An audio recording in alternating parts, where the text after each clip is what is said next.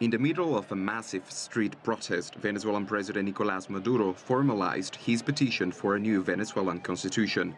Maduro says he was left with no choice but to call a citizens' assembly to bring peace to Venezuela.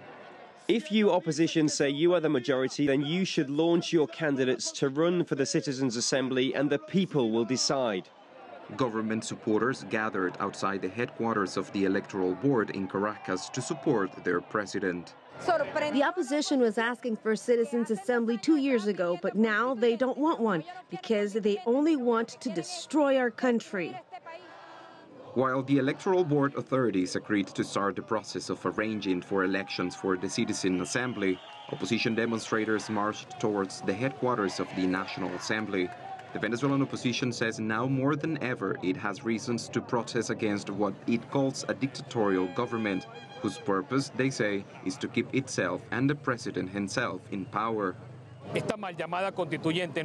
This Citizens' Assembly is a scam to hide Venezuela's real problems about the violation of human rights and the lack of food. Today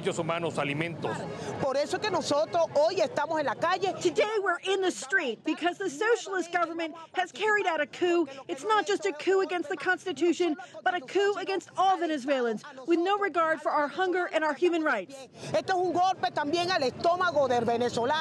For more than a month now, the opposition has called its supporters to protest nearly every day. The opposition has been firm in its demands to open a channel to distribute food and medicine, to restore the National Assembly's constitutional powers, to set a timetable for elections, and to free political prisoners.